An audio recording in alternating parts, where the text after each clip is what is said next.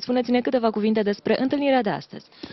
Întâlnirea de astăzi ne aduce în fața unui moment pe care îl așteptam de mult timp, lansarea platformei Omni 2.0, versiunii 2.0 a platformei noastre de e-business,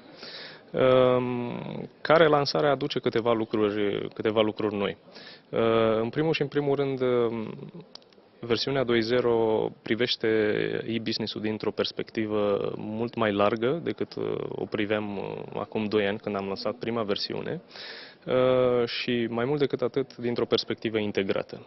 Discutăm în momentul de față despre o perspectivă integrată din punct de vedere orizontal, ca și procese în cadrul unei companii, practic aducem în momentul de față la un loc în zona de online procesele de vânzări, procesele financiare, de marketing, de promovare, loializare clienți, customer support.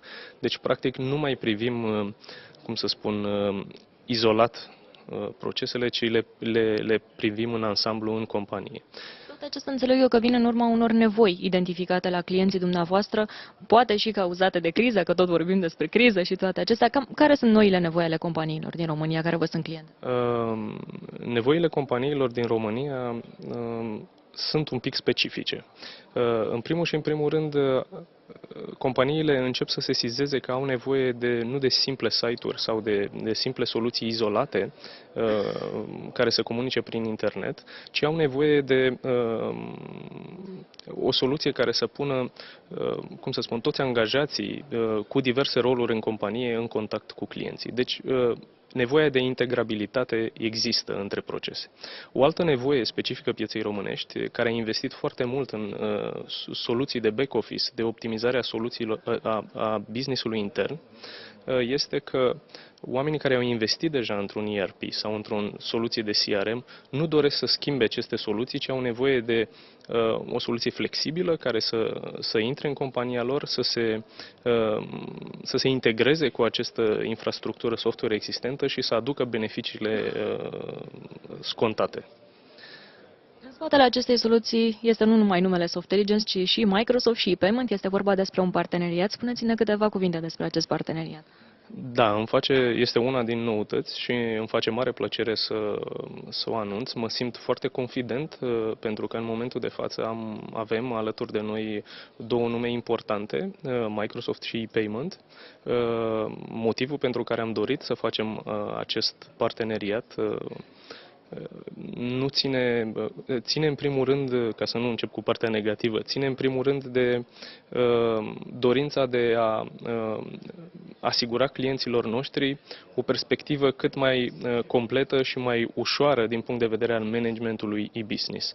Practic, împreună cu Microsoft și platforma Windows Azure și Dynamics CRM, ajutăm companiile să nu-și pună probleme privind securitatea datelor, privind hosting, privind găzduirea. Deci putem să-i lăsăm să se concentreze pe business și să asigurăm noi toată infrastructura de servicii necesare. Iar prin e-payment, în mod evident, putem să ajutăm companiile să vină în întâmpinarea clienților cu zona de plată online, și, bineînțeles, și aici partea de securitate este mandatorie, este un lucru foarte important și este un aspect la care e-payment stă foarte, foarte bine în România și în Europa în general.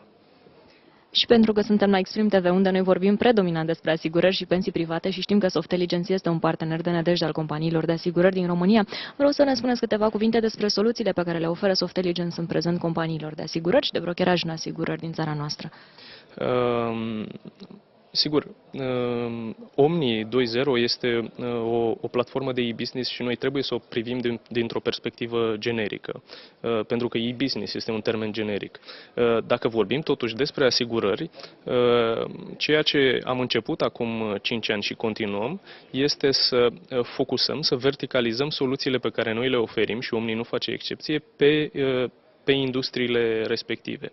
Practic, pentru zona de asigurări ne axăm în momentul de față pe servicii pe care le oferim companiilor medii și mari din domeniul asigurărilor și aici probabil Allianz este cel mai important client al nostru și de asemenea pentru partea de brokeraj ne axăm pe soluții integrate. Aici, hai să o spunem un pic altfel, dacă pentru companiile de asigurări aceste companii au de obicei soluții de core insurance deja bine puse la punct și venim și îi ajutăm pe partea de e-business să mute procesele în zona de online. Practic, pentru piața de brokeraj avem un spectru mai larg de soluții, discutăm și de partea de CRM, discutăm și de partea de ERP și de business intelligence, toate menite să ajute companiile de brokeraj să-și optimizeze afacerea într-un mod foarte concret. Avem niște studii de caz, probabil după acest eveniment o să începem o campanie de analiză în piață și de discuții cu companiile de asigurări și brokeraj foarte, foarte focusată pe problematică de asigurări. Ce feedback aveți până acum din piața de asigurări și de brokeraj în asigurări cu privire la utilizarea sistemelor Softelligence? Avem un feedback foarte bun. În momentul de față sunt peste 10.000 de persoane, de end-user, care folosesc sistemele noastre. Fie că acești end-user se numesc clienți finali, fie că ei se numesc agenți colaboratori, fie că se numesc agenți și angajați interni ai companiilor din asigurări.